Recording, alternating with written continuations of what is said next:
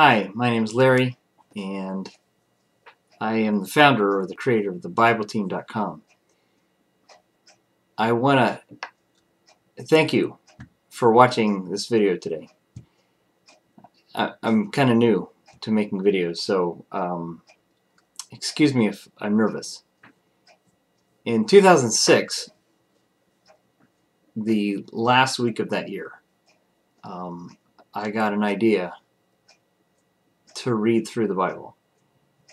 And I know that idea had to come from God, right? You don't get that idea from anywhere else. And I took that seriously. And as a matter of fact, I was 38 at the time. And I had knowledge of God from being a kid. Sometimes I say I grew up in the church. Well, what does that mean? Well, when I was young, my mom and dad would drag me out of bed to make me go to church. And it wasn't always like that. There was a time that I loved to go to church. And as a kid, I loved God. As much as a kid can love God, which I think is significant. But you don't have all the knowledge, right? So I had a great conviction and love for God as a child. And I think, spiritually, I took that for granted. I kind of assumed everybody was a believer, at least in my area. I grew up in rural Pennsylvania, a very small congregation. And when I moved away from home in 87, I like to say I also moved away from God because I failed to find a church home. And my faith just wasn't important to me. It was like I didn't acknowledge God. I knew better, though. I knew that I should have been reading the Word. I knew I should have been going to church. And pray. And I'm sure I prayed, but it was nothing diligent, nothing to be proud of, that's for sure. So my relationship wasn't much to speak of at all with God. As a matter of fact, I didn't know what it meant to have a relationship with God. So I think I knew Him from a religious perspective. The religious method of going to church on a regular basis, religious and Bible reading, it was just about going through the motions. I didn't have anything that was real, so to speak. And therefore, I think it's like, why bother? If it was all about doing good and, stop doing what's bad, if that's what it was all about, what difference does it make? Who is God to me? I never really articulated that as at the time. It was just He was absent from my life, and I didn't know what it meant to be walking with Him to begin with. I knew in my head intellectually the whole time that Jesus died for my sins. I knew all the time that I felt like God loved me, but I didn't enjoy the relationship nor participate in it. So therefore, by default, I started hanging around friends that didn't know God at all.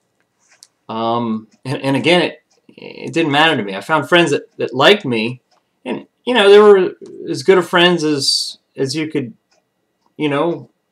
as anybody. But they weren't Christians. They weren't walking with God. So then I was backslidden for a good 6 years. And then there was a time I started working for CompuServe. If you can remember CompuServe, they were still around in 92. I met a guy, John Holliday. He became my boss. And I could tell there was something different about him. And he eventually invited me to church, Vineyard Christian Fellowship in Columbus, Ohio, which is where CompuServe was based. And you know what? I came back to God. And it was such a pleasure to be at church and to be singing. And I felt right at home. It was a great congregation. It wasn't too charismatic for me, which, when I grew up, it was very quiet. And there wasn't speaking in tongues. They didn't, have gifts per se, as the charismatic people would understand that. But at the Vineyard, they were a little more charismatic, so it was a little more lively congregation, and it was great. I loved it. I still don't think anyone spoke in tongues, to my knowledge. It was a big congregation, but nevertheless, it was a great environment for me. So I came back to God, and I started reading His Word diligently. And but you know what? It didn't last. Eventually, later that year, I got in '93. I got married, and I failed to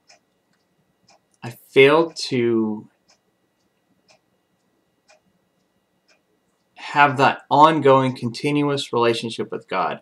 I kind of gave up, and I think, and it's not. How do I say it? It's not that I gave up. I mean, yeah, I did. I gave up reading the Bible. I didn't continue doing with what I knew was good. So, as a plant grows up, it needs food, it needs water, it needs a soil at least, and it needs sun. It needs those three elements for most plants to grow.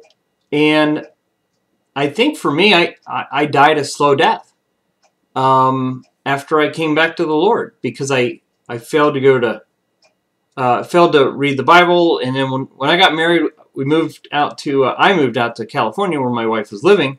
It was a long distance relationship, right? So I moved away from the church family that I had. So I mean, I remember being a part of a Bible study in Columbus, Ohio there. And it was a great environment. I mean, I felt like I was really growing, and I guess as much as I enjoyed it, I didn't really appreciate it. Apparently, because I got to California, and with my wife, I have no idea what it's like to be the leader of the home, the spiritual leader. I had no idea, and my wife. She was the dominant person. I'm not dominant at all. I'm kind of kind of a go along with my personality is just easily dominated, to be honest. And my wife, that's just her nature, is more of an A-type personality. So I allowed her to do whatever, and it was important for her to go to church, and that was good. And we started going to Rick Warren's church out in Saddleback Church. We lived in Lake Forest, which is where that main campus is, and I enjoyed Saddleback Church. It was a great place to be, but yet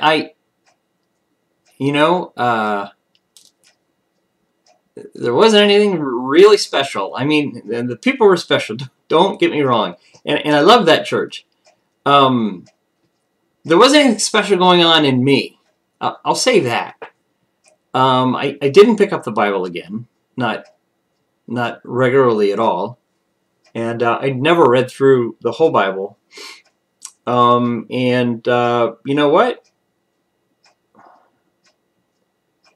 I just failed to, grow, which tells me that just going to church every Sunday is not enough. It's something good to do because you're exposed to the Word of God, and it's a good, safe environment. At least it should be safe. And certainly Saddleback was safe. And I don't think I learned any wrong doctrine. Pastor Rick talked about grace, and that's something I desperately needed. So I can always thank Pastor Rick for helping me to appreciate God's grace. Just in a nutshell, to explain that, is the whole idea that God doesn't love me any less when I do something wrong. He's not performance-based. He doesn't...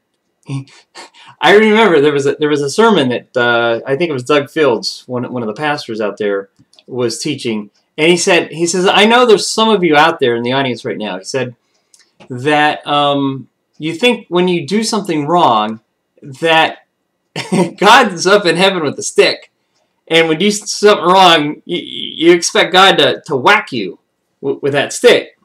And I can relate to that. And I think that has something to do with the church I was brought up in. It was more of a condemnation. It was more about truth and not so much about grace. It was more of a performance-based. And this whole idea, I think it was a whole misconception. And I can't necessarily blame it on the church necessarily, but somewhere along the line, I never learned that God is not into a performance-based relationship. It's unconditional, right? It doesn't matter what you do. He loves you regardless. All he really wants is for us to know him. So and also in my 20s, I learned that my dad was not a believer in Christ. So here all those years, he dragged us to church. And I had no idea he didn't have a relationship with God. So it's kind of like, whoa, that explains a lot.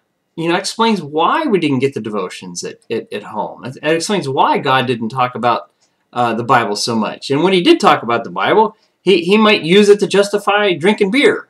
Because he grew up in such a strict environment that you weren't even allowed to drink any alcohol at all. I mean, if you drank alcohol, you were a sinner, you were, condemned. And so he would say, well, Jesus created wine, and he would use those passages in scriptures to justify his behavior of drinking beer. And so when you learn stuff like that from your childhood, you start to put the pieces together, and you realize that, now I get it. A light bulb comes on, right? So anyway,